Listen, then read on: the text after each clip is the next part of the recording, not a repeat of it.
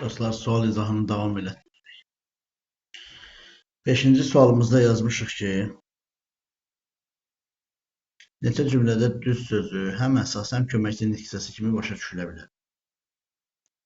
Belə cümlələrdə söz oyunundan istifadə edirik. Bir sözü bir neçə nitq hissəsi kimi, ən azı 2 nitq hissəsi kimi başa düşə bilirik. Diqqətli olacaqsınız. Demək, burada 5 dənə cümlə vermişəm. Baxaq görək hansında düz sözünü həm ədat, həm də sifət kimi başa düşərik. Və yaxud düz sözünü həm düzmək feili kimi və yaxud ədat kimi başa düşərik. Köməkçi nitq hissəsi deyəndə düz sözünü ancaq ədat kimi başa düşə bilərik. Başqa nitq hissəsi kimi düz sözünü işlədə bilmərik köməkçi nitq hissələrindən söhbət gedir. Demək, burada yazılıb ki, düz yolun kənarı ilə gedirdi. Lap yolun kənarı ilə gedirdi. Düz sözü ədat olanda onu çox vaxt lapla əvəz etmək olur. Burada ədat kimi işlənir və üstəgəl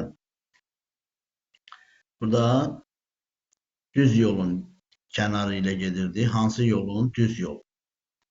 Demək, birincini həm əsas, həm köməkçi nitq hissəsi kimi başa düşə bilərik.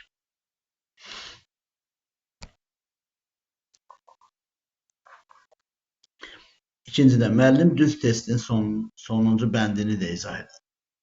Lap testin sonuncu bəndini də izah elədi. Belə deyə bilərik. Bir də müəllim düz testin, yəni düz yazılmış testin, cavabı düz olan testin sonuncu bəndini də izah edib. İkini də götürə bilərik. Arabanı düz meydanın ortasına kimi çəkdilər.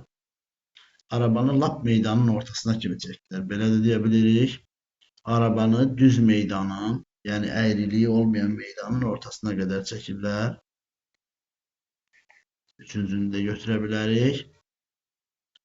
Bir də dördüncüdə deyirik ki, düz sözümü yarıda kəsirsən bibi.